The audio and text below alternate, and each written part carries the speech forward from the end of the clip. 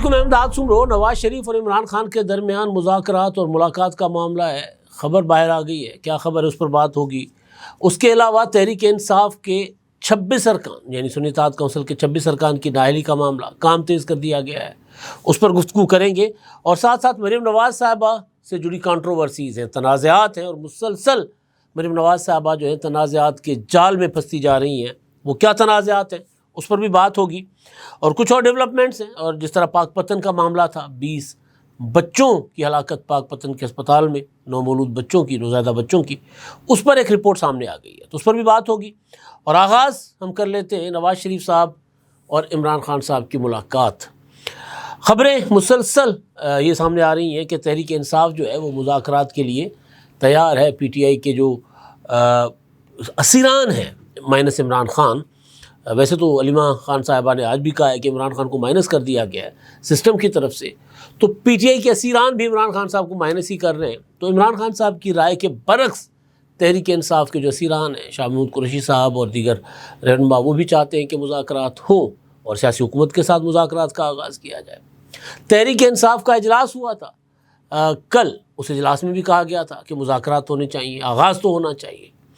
اب تحریک انصاف کے اسیران کے اس خط کا جواب جو ہے، یا وہ جو پریس ریلیز تھی، جو ان کا اعلان تھا، یا ان کی عمران خان صاحب کو جو ترلا منت تھی، یا اس کو بغاوت کہہ لیں، جو بھی ہے، اس کا جواب آ گیا ہوا ہے، اور وہ نواز شریف صاحب کے ذرائع سے سامنے آیا ہے کہ نواز شریف صاحب ہر وقت ہر دم تیار ہیں مذاکرات کے لیے۔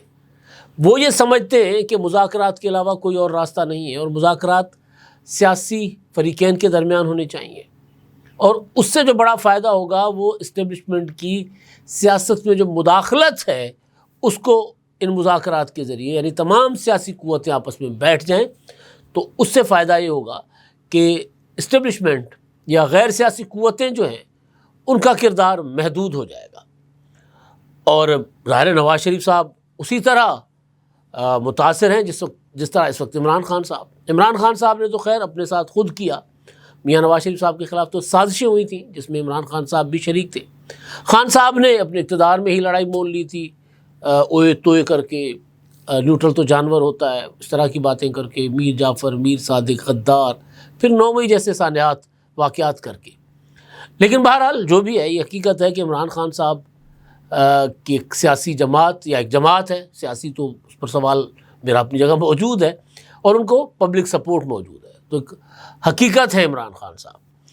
تو اس حقیقت سے ظاہر ہے کوئی سیاسی قوت جو ہے وہ انکار نہیں کر سکتی، شرط یہ ہے کہ وہ خود اپنے آپ کو سیاسی قوت تسلیم کرے عمران خان صاحب۔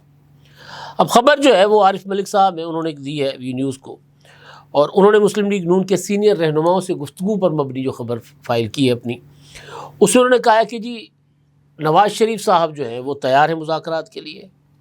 جو خط جیل سے آیا ہے یا جو پریس ریلیز آئی ہے، اس کے بعد جو نواز شریف کی قریبی ساتھیوں سے گفتگو ہوئی ہے، ڈسکشن ہوئی ہے، اس میں کہا یہ جا رہا ہے کہ تمام سیاسی جماعتیں اگر ایک صفحے پر آ جائیں تو ریاستی اداروں کی مداخلت کا جواز جو ہے وہ تلاش نہیں کر سکیں گے، ریاست نہیں کر سکیں گے، جواز ختم ہو جائے گا۔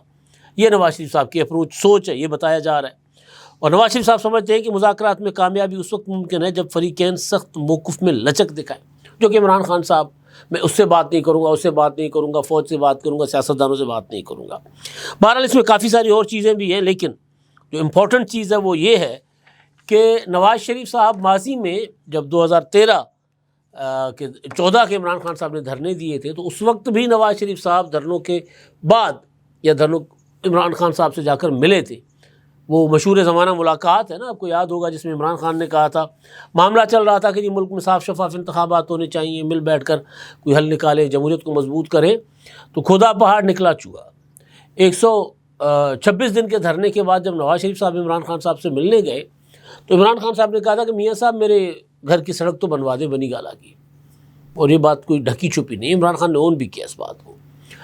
تو کہا یہ جا رہا ہے کہ جی نواز شریف صاحب کہتے ہیں کہ اگر میں بنی گالہ پہلے جا سکتا تھا عمران خان سے ملاقات کرنے، اگر یہ لوگ سنجیدہ ہیں مذاکرات میں، تو میں ڈیالہ جیل بھی چلا جاؤں گا۔ یعنی خبر کے مطابق میاں نواز شریف صاحب اڈیالہ جیل جانے کو بھی تیار ہیں ملاقات کے لیے. ویسے نہیں جائیں گے اب میاں صاحب, اب بڑا انہوں نے جیل کاٹ لی ہے, تو اڈیالہ سے تو کوشش کی تھی انہوں نے کہ نکل کر چلے جائیں. اور اس میں خواجہ سعد رفیق صاحب ہیں, رانا ثناء اللہ صاحب اور اس طرح کے دیگر جو لیڈر ہیں وہ اس بات کے حامی ہیں کہ معاملات کو مذاکرات کے ذریعے حل کیا جائے. بھئی کل نواز شریف صاحب, اس سے پہلے پیپلز پارٹی زیر عتاب تھی, اور اب پی ٹی آئی آئسولیشن میں ہے, باقی ساری جماعتیں ایک سائڈ پر ہیں. اگر یہ ساری سیاسی جماعتیں ایک پلیٹ فارم پر بیٹھ جاتی ہیں تو پھر اسٹیبلشمنٹ کے پاس وہ جو خواجہ آصف صاحب کہتے ہیں نا کہ ہائبرڈ نظام ہے, تو پھر ہائبرڈ نظام چلانے کی گنجائش نہیں رہتی, ختم ہو جاتی ہے. تو یہ چیز سمجھنے کی ضرورت ہے پی ٹی آئی کو, عمران خان صاحب کو. تو بہرحال اس میں آگے چل کے پتہ چل جائے گا کتنی ڈیولپمنٹ ہو سکتی ہے اور کتنا ایک معاملہ یہ آگے بڑھ سکتا ہے. مجھے امکان اس کا کم لگ رہا ہے. وجہ یہ ہے کہ عمران خان صاحب ابھی تک اونٹ پر سوار ہیں, ابھی تک پہاڑ پر چڑھے ہوئے ہیں, وہ ابھی تک خام خیالی کا شکار ہے. یا بقول وہ کون سے پی ٹی آئی کے رہنما اعجاز چودھری صاحب یا دیگر جو پی ٹی آئی کے اسیران ہیں جو کہہ رہے تھے کل کہ عمران خان صاحب تو جیل میں, ان کو حالات کا پتہ نہیں ہے, ان کو زمینی حقائق کا نہیں پتہ, اس لیے وہ مذاکرات نہیں کرنا چاہتے حکومت کے ساتھ, اس لیے وہ فوج کے ساتھ مذاکرات کرنا چاہتے ہیں. تو ان کو ہم مل کر زمینی حقائق بتائیں گے.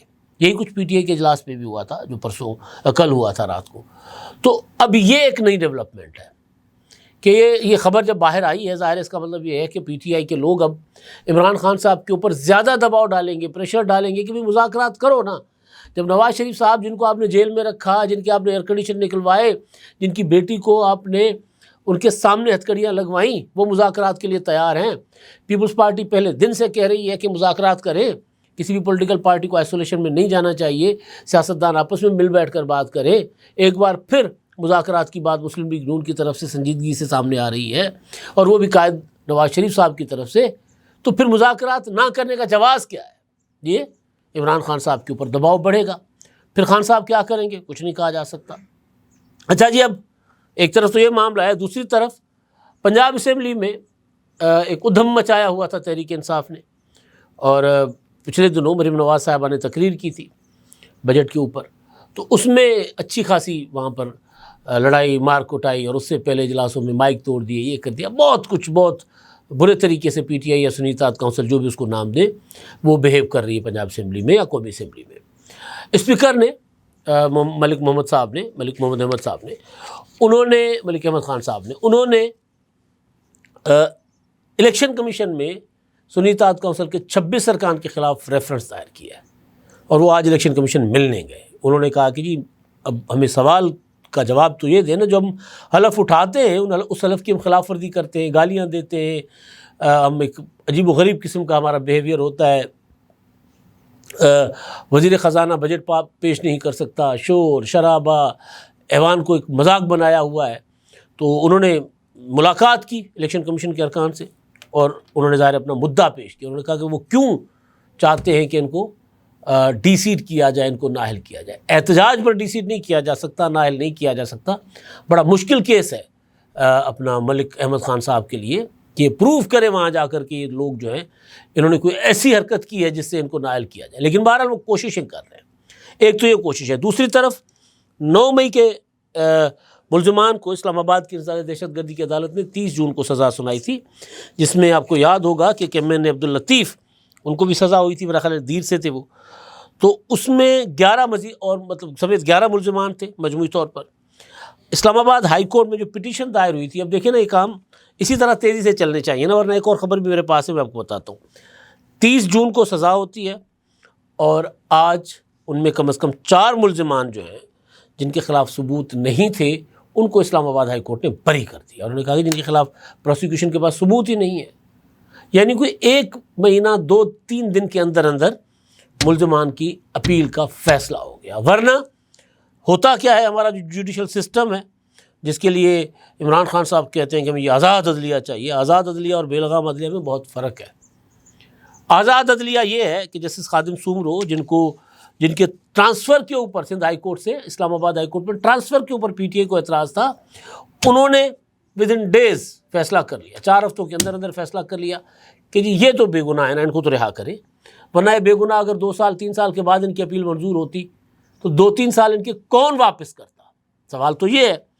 اب ایک میرے سامنے خبر ہے، آج کی ہے، سپریم کورٹ میں 34 سال پرانے قتل کے ایک مقدمے میں سزائے موت کا حقدار ٹھہرائے جانے والے قیدی کی سزا عمر قید میں تبدیل کر لی گئی ہے 34 سال پہلے۔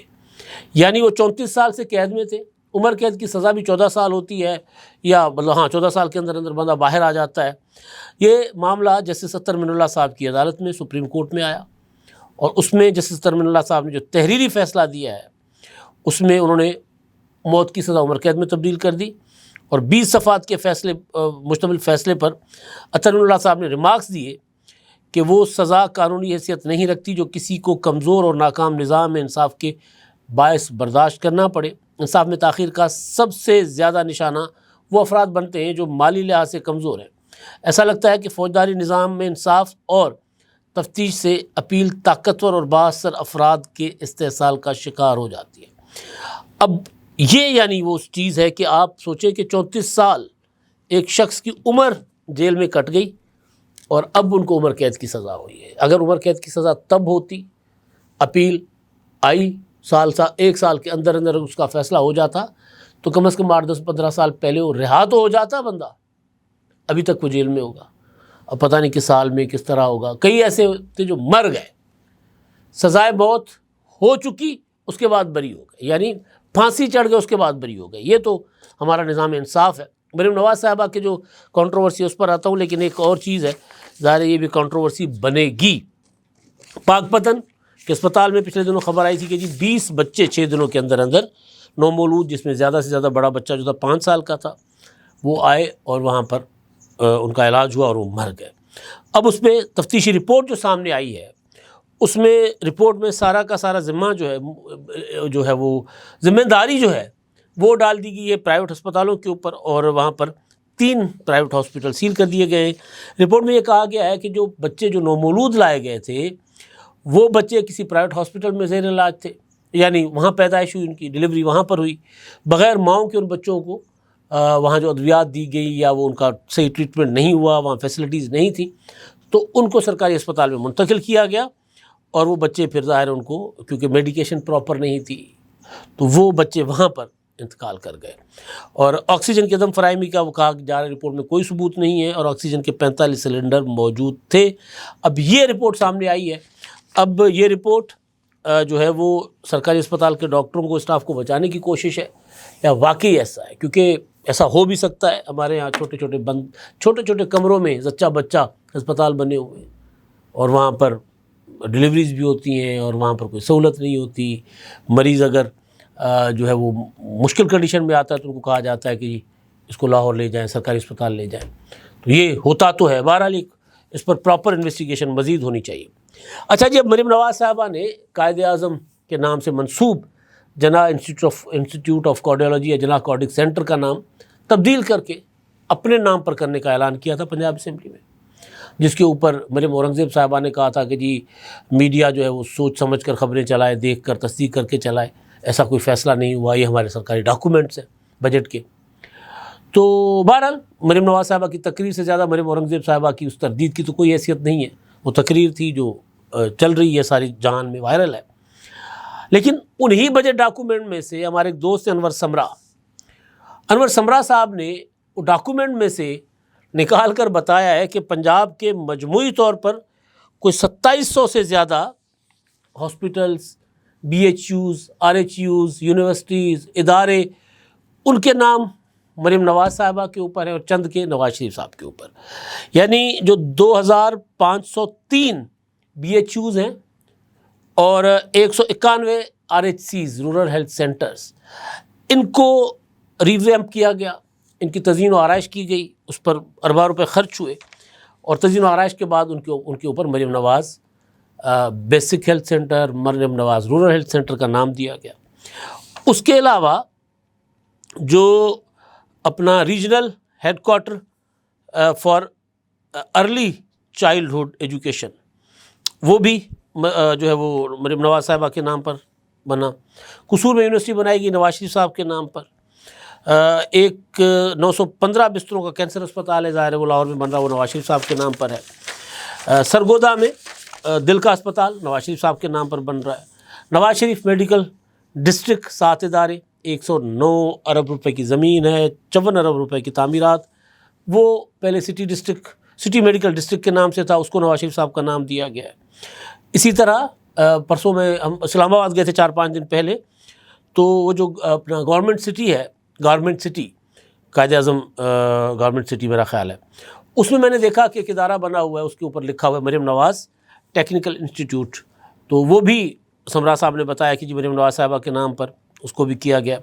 پنجاب سوشل سیکیورٹی کے 12 لاکھ جو ملازمین ہیں ان کو 40 ارب کی لاگت سے 3000 کا راشن کارڈ ہر مہینے کے لیے ان کو دیا گیا ہے. اس راشن کارڈ کا نام بھی مریم نواز راشن کارڈ ہے. اسی طرح کئی اور ادارے جن کے نام نواز شریف یا مریم نواز صاحبہ کے نام سے جن کو منسوب کیا گیا. اب سوال یہ ہے کہ یہ کیوں کیا جا رہا ہے؟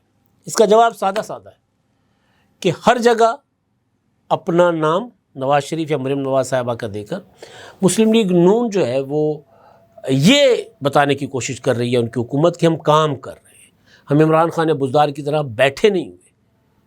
کام تو ویسے بھی نظر آئے گا, لیکن نام منسوب کر کے پھر اس کو پولیٹیکلی کیش کرانے کی کوشش کی جاتی ہے. اور پولیٹیکلی کیش کرانا کوئی بری چیز نہیں ہے.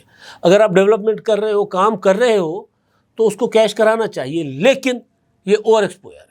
میں نے پہلے دن بھی ولاگ میں کہا تھا کہ مریم نواز صاحبہ کو اپنے مشیر بدلنے ہوں گے. یہ بابو سرکاری ملازمین یا خوشامد کرنے والے لوگوں سے بچنا ہوگا. اچھا کام کر رہی ہیں, لیکن اس طرح کا جو ایکسپوئر ہے, جگہ جگہ پہ اپنا نام لکھوا کر, اپنی تصویر چھپوا کر اپنے کیے پر پانی پھیر رہی ہیں. لوگ متنفر ہو رہے ہیں. لوگ سوال کر رہے ہیں کہ ہر جگہ جہاں جاتے مریم نواز صاحبہ کی تصویر لگی ہوئی ہے, جہاں جاتے وہ ان کا نام لکھا ہوا ہے. تو سب کو پتہ ہے کہ جناب یہ جو کام ہو رہے ہیں یہ مریم نواز صاحبہ کروا رہی ہیں. مثال موٹر وے کی آپ لے لیں. موٹر وے نواز شریف صاحب نے بنائی ہے. کون کہے گا کہ نواز شریف نے نہیں بنائی؟ موٹر ویز کا جو جال ہے, کسی موٹر وے کا نام نواز شریف موٹر وے تو نہیں رکھا گیا, لیکن اتنا ہے کہ جو بندہ موٹر وے پر سفر کرتا ہے وہ کہتا ہے کیا بات ہے نواز شریف صاحب کی. تو نام رکھے بغیر بھی آپ اپنے کام کی تعریف کروا سکتی ہیں اور لوگوں کو ایکنالج کروا سکتی ہیں کہ یہ کام آپ نے کیا ہے. اب تک کے لیے اتنا ہی. اللہ حافظ.